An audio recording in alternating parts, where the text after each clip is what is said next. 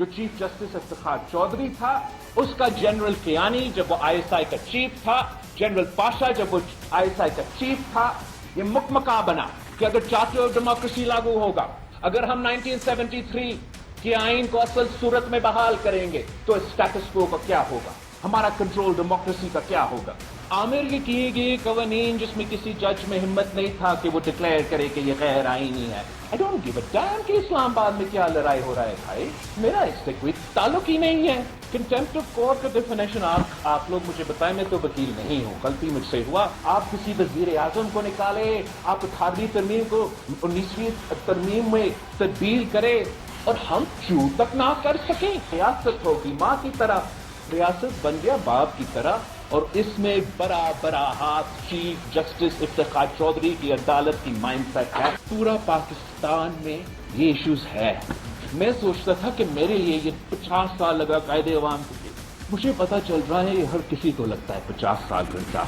दोनों जज साहिबान के किरदार है, मेरा कोई एतराज नहीं होगा कि उनमें से जो भी आए और कॉन्स्टिट्यूशनल कोर्ट पे बैठे, आई हैव नो इश्यू। अदालत ने इजाजत दी मुशर्रफ को कि 100 बिस्मिल्लाह आइन में तरमीम आपने करना है, कर लें। Lawyers in Balochistan were assassinated in one fell swoop। ये वो लोग थे जिन्होंने आमराना दौर में आमरीत का मुकाबला किया, जो बलोचिस्तान के आवाज थे, जो बलोचिस्तान की तारीख जानते थे, पाकिस्तान की तारीख जानते थे। अफसोस के साथ उस एक वाकया में इस मुल्क को, इस सूबा को, इस बाढ़ को आपको अंदाजा ही नहीं है कि आप क्या खो बैठे। हमारा ऑपोजिशन क्या रहे हैं कि जो भी करना है आपने सही करना है, बस ईसा को ना लगा। तो मैंने तो नहीं लगाना, but it's not my no. बिस्मिल्लाहिर्रहमानिर्रहीम, अल्लाहुम्मा सल्ली अला व अला आले मोहम्मद सल्लल्लाहु तआला अलैहि व सल्लम। अस्सलाम वालेकुम। उम्मीद करता हूं कि आप सब खैर व आफियत के साथ होंगे। And welcome to 365 degrees. इस बात में कोई शक व शुबा किसी पाकिस्तानी को आज नहीं है कि पाकिस्तान की सियासत में सबसे ज्यादा एक्टिव, सबसे ज्यादा टेलीविजन पे छाए हुए सियासतदान जो आज नजर आ रहे हैं वो chairman Pakistan Peoples Party Bilawal Bhutto Zardari है, जो रोजाना हम देखते हैं कि बड़ा खिताब भी करते हैं और प्रोग्राम्स में भी हमें नजर आते हैं इंटरव्यू देते हुए। लेकिन आज का उनका खिताब कुछ तरह हटके था, क्योंकि आज उन्होंने तकरीबन 2 घंटे खिताब किया। कोयटा में बार एसोसिएशन से 1 घंटे वो खड़े होकर बात कर रहे थे, फिर उनको पसीना आ गया और फिर उनको बिठाया गया।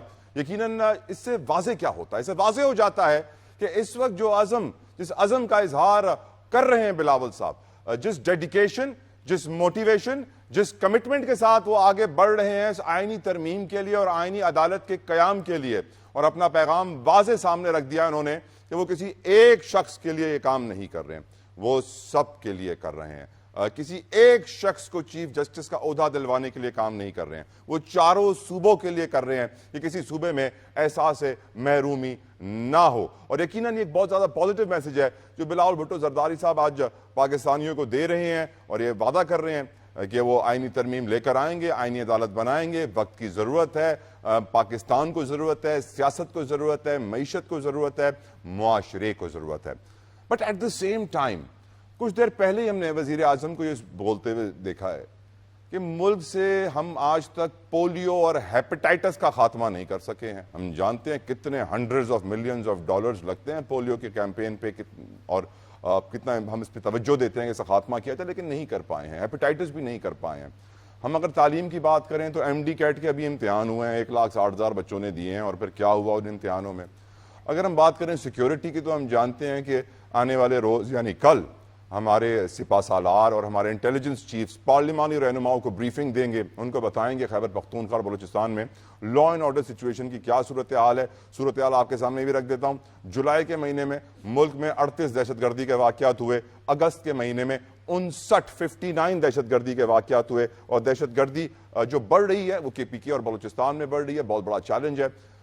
यकीन अब सिक्योरिटी भी हमारे लिए चैलेंज, तालीम भी हमारे लिए चैलेंज, सेहत भी हमारे लिए चैलेंज। ये वो 3 शोबे हैं ऐसे जो हर पाकिस्तानी को मुतासिर करते हैं और हर पाकिस्तानी के लिए इंतहाई अहम है।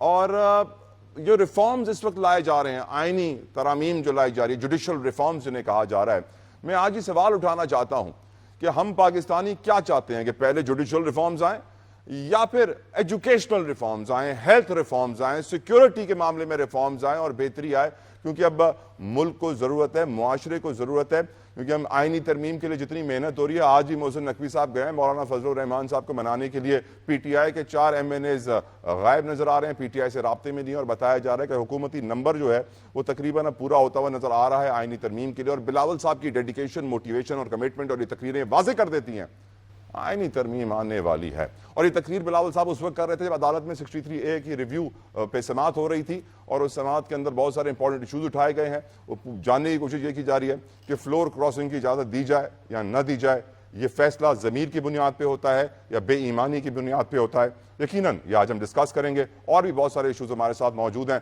कमाल पैनल भी मेरे साथ मौजूद होगा प्रोग्राम में। शौकत बसरा साहब, अली राशिद साहब, नवीद हयात मलिक साहब, हामिद साहब मुझे ज्वाइन करेंगे, लेकिन पहले बताया जा रहा है एक ब्रेक लेते हैं। व्यूअर्स ब्रेक ले रहे हैं, will be right back, stay with अस।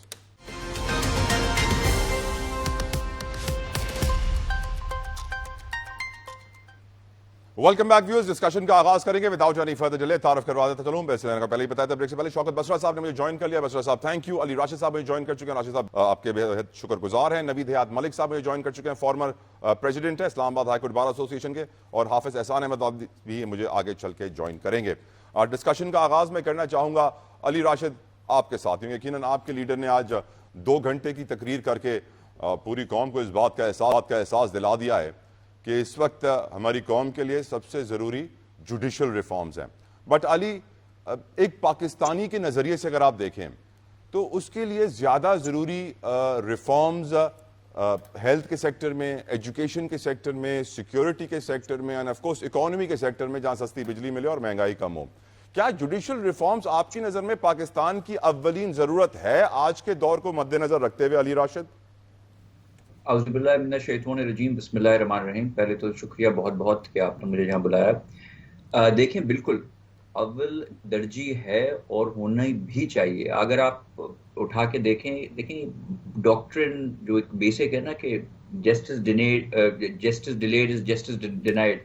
आप इतिहास पढ़ लें, हिस्ट्री उठा के देखें। चर्चिल भी जब वर्ल्ड वॉर 2 हो रही थी और लंदन पे बम गिर रहे थे, तो चर्चिल से किसी ने पूछा क्या विल वी बी ओके, तो उसने कहा कि आर कोर्ट्स वर्किंग, और एक कॉमन आदमी को क्या इंसाफ मिल रहा है? उन्होंने कहा जी मिल रहा है। तो उन्होंने कहा then we will be fine. तो डिस्पेंसेड अब देखते हैं कि 10-10, 15-15 साल कोर्ट्स में लग जाते हैं, लोगों को इंसाफ नहीं मिलता, चाहे इकोनॉमी हो चाहे इंफ्रास्ट्रक्चर हो। बड़े केसेस होते हैं जो पेंडिंग रह जाते हैं। तो वो, और फॉर एज पीपल्स पार्टी ये कोई हमारे लिए नई चीज़ नहीं है। ये चार्टर ऑफ डेमोक्रेसी जो थी उसमें भी ये चीज़ हमने, it was one of the sections की कॉन्स्टिट्यूशनल कोर्ट्स हम लाना चाह रहे हैं। अगर आप हमारे इलेक्शन का मैनिफेस्टो भी उठा के देखें, उसमें भी ये पॉइंट है कि हम जो है रिफॉर्म्स लेके आना चाह रहे हैं। और देखें और किस तरह लेके आना चाह रहे हैं, मशावरत से, सिविल सोसाइटी को ऑन बोर्ड लेके, लीगल फ्रेटर्निटी को ऑन बोर्ड लेके। चेयरमैन बिलावल साहब हर Balochistan bar council, bar association, Sindh bar council association, उनसे इंटरेक्शन कर रहे हैं, फीडबैक ले रहे हैं। और ये जो अमेंडमेंट्स हैं कुछ हमें भी सीखने को मिल रहा है। इसलिए अभी एक बहुत बेसिक सा ड्राफ्ट हमने बनाया था, वो उसमें हमारी जो लीगल एक्सपर्ट्स हैं पार्टी के, मशावरत वो भी दे रहे हैं, बाकी जो हमारे भाई हैं उनसे भी हम ले रहे हैं कुछ इनपुट। और सिमिलरली फिर हम अपना सर जोड़ेंगे बाकी पॉलिटिकल पार्टी से, और फिर जो जैसे आप कहते हैं नंबर गेम वगैरह, उनको भी ऑन बोर्ड लेंगे। बट अली जो मोटिवेशन पीपल्स पार्टी की और बिलावल साहब की नजर आ रही है, उसमें तो हमें किसी और जमात में देखने को मिल ही नहीं रही है। इस मोटिवेशन के पीछे कौन सी ताकत है अली? देखिए, ये दिस इज नथिंग न्यू, ये कोई मोटिवेशन नहीं है। अब देखें, एक सिलसिला है, अब एक टास्क आप कह लें या एक चीज तय हुई है कि हर पार्टी, इनिशियली जब ये चीज डिस्कस हुई और आप लोगों ने या मीडिया ने या बाकी भाइयों ने जो न्यूज चलाई कि जी ये कल टेबल होने वाला है और मुशावरत बिल्कुल नहीं हुई है। सर वो छुट्टी के रोज रात को पार्लियामेंट खुल गई थी ना अली भाई? हाँ, नहीं, मगर इसलिए नहीं खुली थी, वो आप मामूल के तौर पे मुशावरत होनी थी और किसी के पास कोई ड्राफ्ट नहीं था।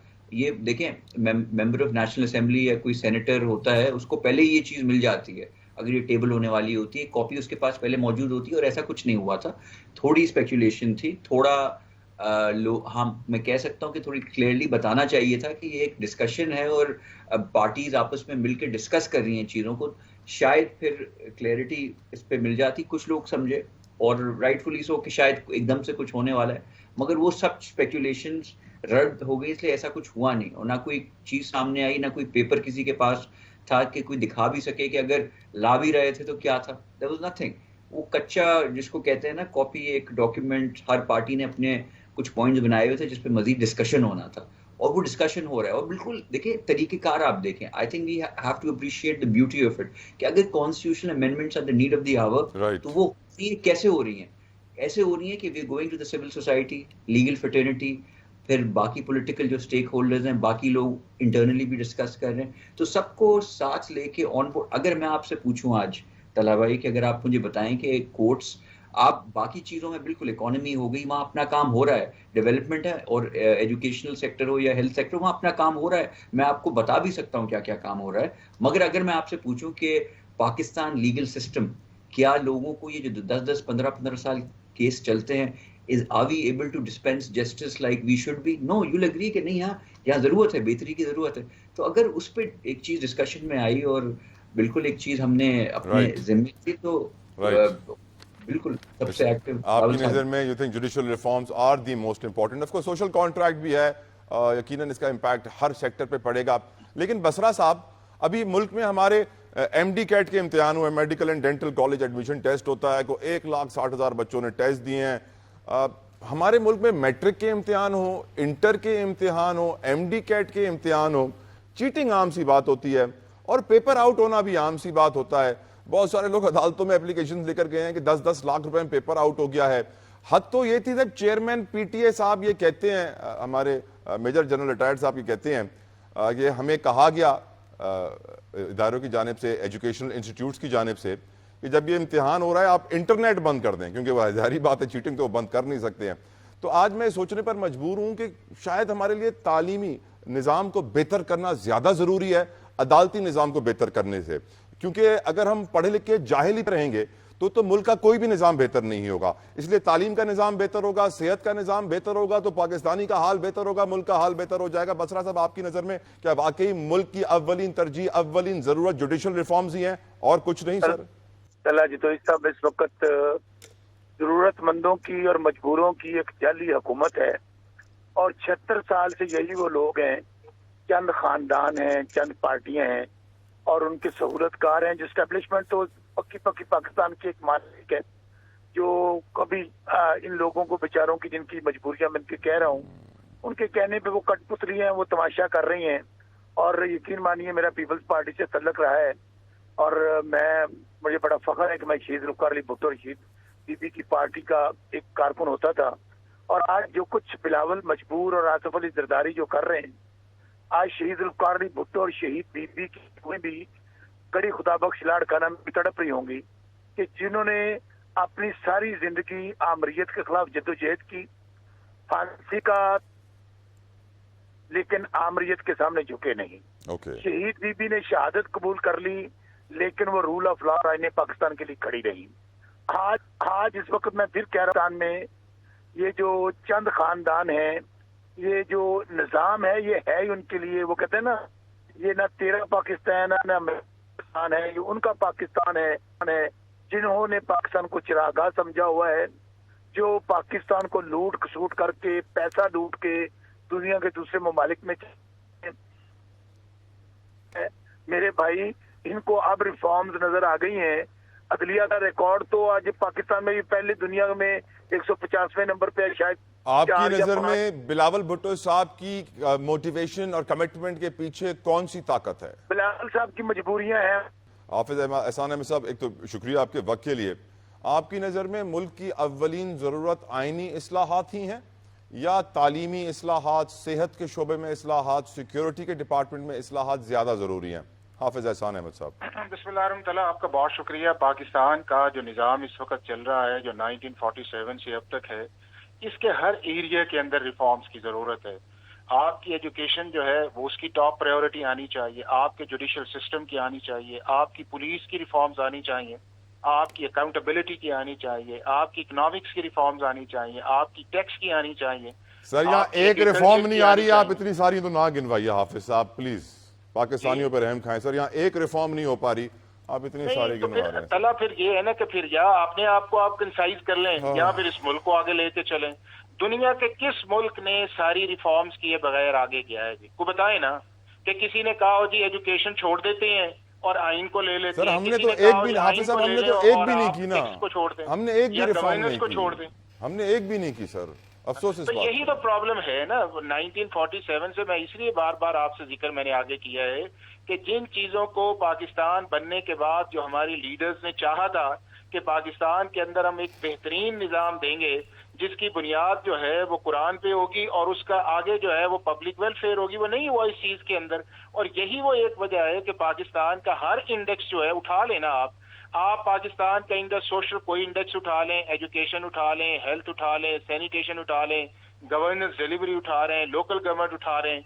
उसके बाद अगर आप दूसरी तरफ जाएं जो आपकी पॉलिसी प्रिंसिपल्स ऑफ पॉलिसी है, एक्सेस टू जस्टिस आप देख लें, पुलिस का निजाम देख लें, कचहरी का निजाम आप देख लें, उसके कुछ बाद नहीं आप बचा, गवर्नेंस के अंदर कुछ DC, नहीं बचा पटवारी, हाफिज प्राइम साहब, मिनिस्टर मुल्क में सारा कुछ देख नहीं लें ना। बचा सर, इसमें तो कोई शक नहीं है सर। हाँ, तो सारों को बेहतर करना चाहिए। अल्लाह इन पॉलिटिकल पार्टीज को और इन लीडर्स को और हमारी पार्लियामेंट को जो है अल्लाह ताला हिदायत दे और इस काम को आगे लेके चलें। जो आपस की पॉलिटिकल कॉन्फ्रंटेशन है इसको सर, किसी एक नेशनल हाफिज साहब, डायलॉग के अंदर रिजॉल्व करे और मुल्क को आगे लेके हाफिज जाए। साहब, God help those who help themselves. जब तक हम अपनी मदद लेकिन खुद नहीं अल्लाह- करना चाहते तो देखिए- अल्लाह हमें देखिए, हिदायत कहाँ से देगा? अल्लाह ने बंदे ही चुने हैं ना जी, बंदे ही वो लेकिन काम अल्लाह से करेंगे। हिदायत मांगनी होती है सर, ऐसे हाँ, मांगे तो बिना, वो मेहनत मांगनी के बिना नहीं चाहिए, वो मिलती। मांगनी चाहिए। लेकिन जिस मुल्क के लोगों के लीडर्स ने और उसके बाद उनके फॉलोअर्स ने अल्लाह से वो मदद मांगी है सर वो हिदायत के लिए जाकिर नाइक साहब पाकिस्तान में मौजूद है, वैसे हिदायत देने के लिए शायद वो आए हुए हैं। जाकिर नाइक साहब, अल्लाह करे कि वो फलस्तीन और यमन और लबनान का जिक्र भी करें और उनकी भी लिए आवाज उठाएं।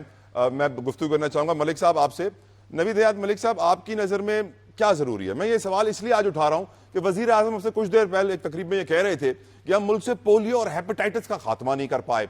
मेरे सामने ये डेटा मौजूद है, आ चुका है पहले भी, कि मुल्क में गुर्बत में इजाफे की सबसे बड़ी वजह इलाज मुआवजे के अखराजात हैं। गरीब आदमी बीमार होता है, सड़क पे आ जाता है, उसके पास पैसे नहीं होते इलाज कराने के लिए। जो कैंसर की दवाइयां इंडिया में 300 रुपए की गोली मिलती है एक, वो हमारे यहाँ 21 गोलियां मिलती हैं सर, 5 लाख के करीब की कीमोथेरेपी की गोलियां होती हैं ये। आखिर हमारे यहाँ क्यों पोलियो का खात्मा नहीं हो पाता है, जबकि 400-500 मिलियन डॉलर की अमेरिका की कैंपेन चलती है यहाँ पे? हम लोग क्या वाकई आईनी इस्लाहात चाहते हैं मलिक साहब, या मिन हैसल पाकिस्तानी हमें और पहले इस्लाहात करनी होंगी आपकी नजर में? तला भाई, मेरी नजर में मेरा ख्याल है कि सबसे पहले हमें जुडिशियल रिफॉर्म्स की जरूरत है। देखें, इस मुल्क में अगर अदालतें बेहतर तरीके से काम करेंगी और हर अग्रीव्ड आदमी को बर वक्त इंसाफ मिलेगा, हमारे इसमें कोई शक नहीं है। जैसे उन्होंने कहा कि हर शोबे में बद इंतजामी है, करप्शन है, चाहे तालीम का ले लें, चाहे किसी भी शोबे में चले जाएं, लेकिन वो सारी चीजें दुरुस्त उस वक्त होंगी जब हमारा सबसे पहले अदालती निज़ाम दुरुस्त होगा।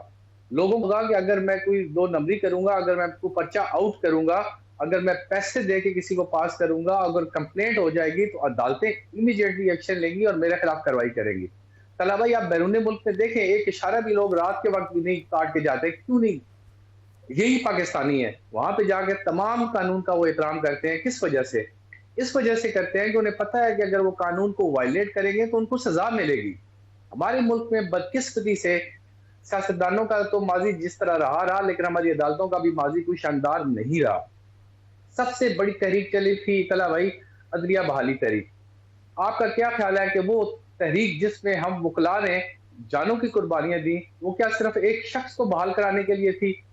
नहीं सर, वो तहरीक इस वजह से थी कि आज एक आदमी खड़ा हुआ है, डट के खड़ा हुआ है अदलिया की आज़ादी के लिए, हम उसका साथ देंगे। और उसके बाद जब अगर ये तहरीक हमारी कामयाब होती है तो इस मुल्क में जुडिशियल रिफॉर्म्स आएंगी। ऐसे एहतजाज। फिर क्या हुआ सर, रिफॉर्म्स क्यों नहीं आए सर? ये 2007 की तारीख है, 2024 तक रिफॉर्म्स क्यों नहीं आए सर? फिर सर देखे ना, उस वक्त यही कहते थे ना कि रियासत होगी माँ के जैसी, हर शहरी से इंसाफ करेगी। वो बिलावल साहब कह रहे हैं माँ की जगह बाप बन गए सर। सर हमारी तहरीक तो कामयाब हुई, लेकिन अनफॉर्चुनेटली जिन लोगों के लिए तहरीक चलाई थी और उन्होंने आगे जाके वो अदलिया में रिफॉर्म्स लानी थी, उन्होंने अपना जो है वो किरदार अदा नहीं किया और फिर हमारा मुल्क वहीं का वहीं खड़ा रहा। इस वक्त भी अगर हमें सबसे ज्यादा जरूरत है तो हमें जुडिशियल रिफॉर्म की जरूरत है, हमें ऐसी चीजों की जरूरत है। सर लोग अपने अपने माल मवेशी घर बार बेच के मुकदमे लड़ने के लिए वकीलों की भारी फीसें भर के आते हैं। आप मुझे बताएं कि एक एक अपील सुप्रीम कोर्ट में 10-10, 15-15, 20-20 साल फर्स्ट डेट ऑफ हेयरिंग का इंतजार करती है, और यहाँ पे एक पिटीशन रात को लगती है, सुबह वो फिक्स हो जाती है। तो क्या इस निज़ाम को बदलने की जरूरत नहीं है? क्या यही सुप्रीम कोर्ट नहीं थी जिसने इस आइन में अमेंडमेंट करने का एक फर्द वाहिद को इख्तियार दे दिया, जिसने इमरजेंसी को जायज करार दे दिया? क्या इन चीजों की जरूरत नहीं है कि ऐसी जुडिशरी या ऐसी रिफॉर्म लाई जाएं कि उसके बाद पता चले कि हर अवाम को भी इत्मीनान हो कि ये हमारे मुल्क की अदालतें इंसाफ करेंगी? तला भाई, अगर इस मुल्क में जुडिशल रिफॉर्म्स आ गई और अदालतें बेहतर तरीके से काम करने लग पड़ी तो हर शोबे में खुद बहुत बेहतरी आ जाएगी। आमीन आमीन आमीन। अली राशिद, आपकी नज़र में अगर हम जुडिशल रिफॉर्म्स का सब्जेक्ट उठाते हैं तो हम ये जानते हैं कि मुल्क में 26-27 लाख केसेस पेंडिंग हैं, सुप्रीम कोर्ट में अराउंड 53,000 के करीब केसेस पेंडिंग हैं, और जो इस आइनी इस्लाहात के मुसव्वदे में सबसे ज़्यादा जिस पॉइंट पे जोर दिया जा रहा है Ali, that is constitutional court. और इस कॉन्स्टिट्यूशनल कोर्ट का आप समझते हैं कि जुडिशल रिफॉर्म्स में कॉन्स्टिट्यूशनल कोर्ट ज्यादा जरूरी है ताकि सुप्रीम कोर्ट से लोड कम हो जाए केसेस का, जहां पर 20, 22, 23, 24, 25 लाख केसेस हैं लोअर कोर्ट्स में, वहां पर रिफॉर्म्स नहीं आने चाहिए? जिस तरह आलिया नीलम साहिबा ने, chief justice Lahore high court ने 3 लोअर कोर्ट्स के जजेस को सजाएं दी हैं, एक खातून को फारिग कर दिया नौकरी से, एक हुजूर को 4 ग्रेड तनज़ुली का डिमोट किया गया, एक को जुर्माना हुआ। आई थिंक बताना चाहिए कौम को उन्होंने क्या किया था, किस तरह करप्शन की थी, किस तरह अपने मफाद के लिए फैसले सुनाए थे, और ये ट्रांसपेरेंसी आनी चाहिए। ट्रांसपेरेंसी सुप्रीम कोर्ट में आ गई है कि उनकी अंदर की बातें बाहर आ जाती हैं, लेकिन लोअर कोर्ट्स की कोई बात ही नहीं करता है। जुडिशियल रिफॉर्म्स में लोअर कोर्ट्स को वो इंपॉर्टेंस ही नहीं दी जा रही जो कॉन्स्टिट्यूशनल कोर्ट को दी जा रही है। क्यों अली राशिद? देखिए, बिल्कुल आप सही फरमा रहे हैं, मैं आपकी बात से इत्तेफाक भी करता हूं, but we have to start somewhere. ये आप कभी भी कहीं बिगाड़ होता है या कहीं भी कोई इशू होती है, आप वो बेहतरी जो है उसकी आप ऊपर से, व्हेन यू स्टार्ट उसकी स्क्रूटनी और रिफॉर्म ऊपर से आप स्टार्ट करते हैं, वो ट्रिकल डाउन इफेक्ट नीचे वैसे ही आता है। And this is not, I mean this is the first step, this is a move forward towards reforms, और आगे चल के बिल्कुल ये एक चीज होएगी, इसको हम करेंगे, इसके बाद आगे चल के लोअर कोर्ट्स को भी देखा जा सकता है। And I think constitutional court बनेंगे तो जो बर्डन ऑलरेडी एग्जिस्टिंग है वो भी मूव होगा, और काफी सुप्रीम कोर्ट में भी जो केसेस जाते हैं वो लोअर कोर्ट से भी होते हुए जाते हैं, तो हो सकता है कि वहां जाने की जरूरत भी नहीं पड़े उनको, और चीजों का हल हो जाए। और बहुत बेशुमार चीजें हैं जो माजी में हमने देखा कि रिफॉर्म्स की जरूरत है। देखें, आपने देखा कि डैम बना रहे हैं कोई चीफ जस्टिस साहब आके, फिर सुमोटो डिफरेंट चीज़ों पे लिए जा रहे हैं जो उनका काम नहीं है। एक ज़माने में तो पूरी हुकूमत जो है ऐसा लग रहा था चीफ जस्टिस साहब चला रहे हैं माजी में। तो we don't want those things. आपने फिर अभी मुझसे ये भी कहा था कि सबसे फोर फ्रंट पे इन चीज़ों में आपको बिलावल भुट्टो जरदारी साहब दिखाई दे रहे हैं, इसलिए कि I think it's a subject which is close to his heart also ना। हम ये चार्टर ऑफ डेमोक्रेसी जो उनकी वालदा थी बीबी शहीद, वो साइन करके गई थी। उसके बाद माजी में जो जुल्फ़िकार अली भुट्टो साहब के साथ हुआ, फिर अभी कोर्ट्स ने कहा कि जी वो गलत हुआ था। तो आई फील दैट उनको it's something close to his heart. तो और वो चाहते हैं कि इस मुल्क में बेहतरी आए। तो और एक चीज़ उन्होंने अगर पार्टीज ने तय कर ही लिए करनी है, तो वो फिर वो उसको सही शिद्दत से और उसको मंतकी अंजाम तक पहुंचाना चाह रहे हैं। He doesn't want any stone, he doesn't want to leave any stone unturned, कि कल को कोई ये नहीं कह सके जी आपने बड़ा जल्दबाजी में एक चीज़ की। वो हर बार काउंसिल में, from Balochistan to Sindh to civil society discussion, I think it takes a lot of courage. उनका लीगल बैकग्राउंड नहीं है, मगर to stand between the top notables of the legal fraternity, उनसे डिस्कशन करना, बात करना उनके, और लाइव उनके साथ सवाल जो भी थे उनका जवाब भी देना। So this goes to show कि his heart is in the right place. हम चाहते हैं कि there's nothing to hide। हम चाहते हैं कि ये जो बसरा साहब कह रहे थे कि जी उनकी मजबूरियां हैं, मुझे लग रहा है कि बसरा साहब का तो नहीं, मगर उनके कंप्यूटर का सॉफ्टवेयर अपडेट हो गया, उनकी कॉल ही ड्रॉप हो गई ऐसी बातें करते हुए। नहीं, वापस वो सॉफ्टवेयर हमने दोबारा रीअपडेट कर लिया, and he is back online. Basra साहब, ये बताइए कि आज हम ये देख रहे हैं जुडिशियल रिफॉर्म्स में, क्या आपकी नज़र में आईनी अदालत ही सबसे ज़रूरी चीज़ है या लोअर कोर्ट से बेहतरी आनी चाहिए? जिस तरह हमारी chief justice Lahore high court ने सजाएं दी हैं 3 जजों को, उस तरह सजाओं का निज़ाम ट्रांसपेरेंट होना चाहिए, रादर देन के जजेस के आपस के झगड़े ट्रांसपेरेंसी बढ़ने के बाद आवाम के सामने आना शुरू हो जाएं।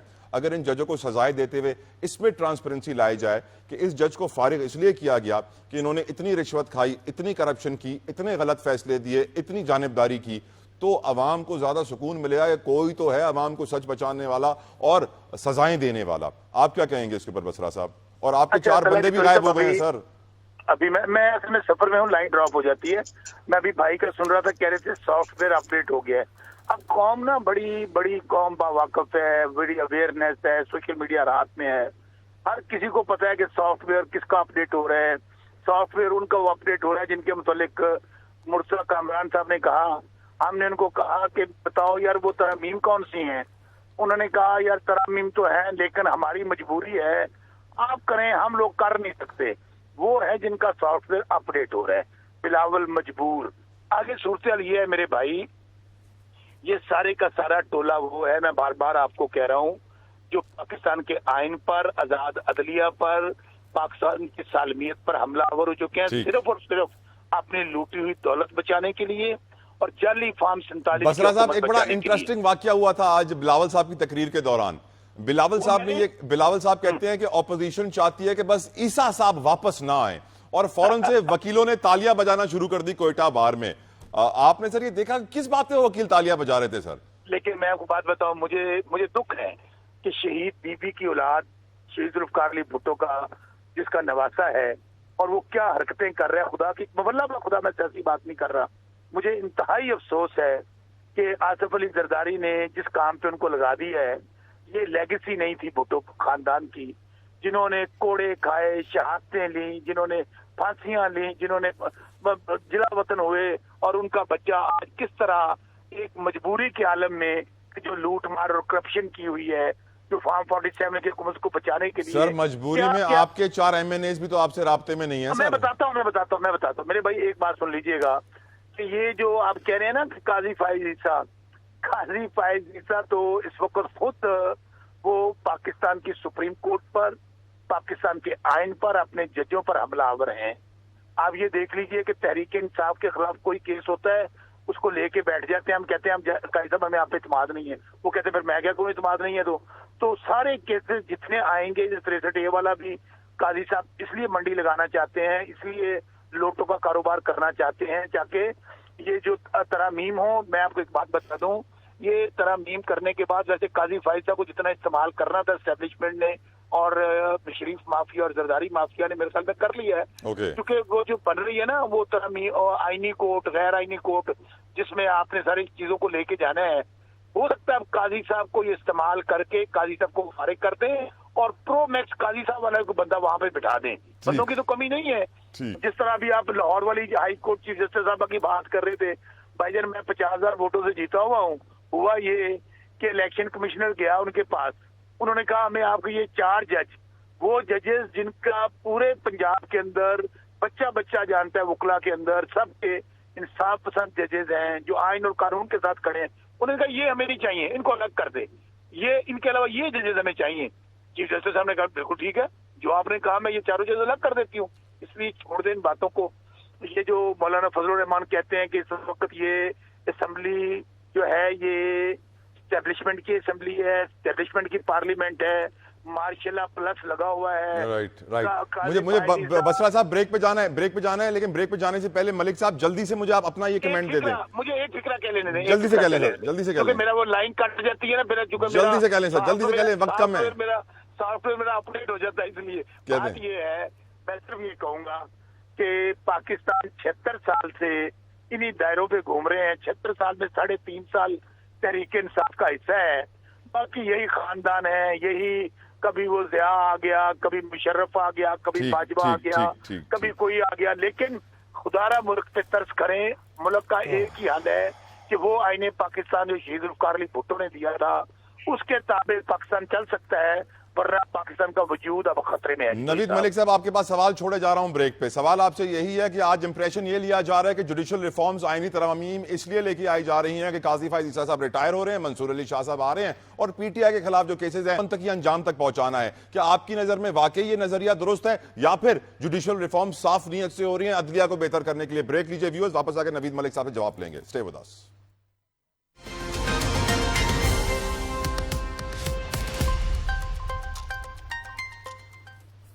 Welcome back viewers. Naveed Hayat Malik साहब, आपसे सवाल यही मैं छोड़ के गया था ब्रेक से पहले कि इस वक्त आईनी इस्लाहात या जुडिशल रिफॉर्म्स मुल्क की जरूरत है या हुकूमत की जरूरत है आपकी नजर में? नवीद साहब। सर देखें, जैसे मैंने पहले कहा कि इस मुल्क में जुडिशल रिफॉर्म जो है वो मुल्क के लिए बहुत अहम है और मुल्क की जरूरत है। बसर साहब हमारे बड़े प्यारे भाई हैं। अभी तो कल की बात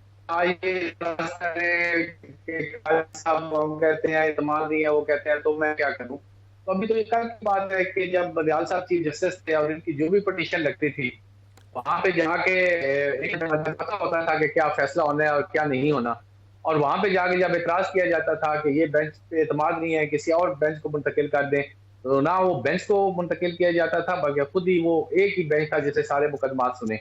आप मुझे बताएं कि फुल कोर्ट इजलास कितने अरसे से नहीं हुआ था जो मौजूदा चीफ जस्टिस ने कितनी दफा बुला चुके हैं।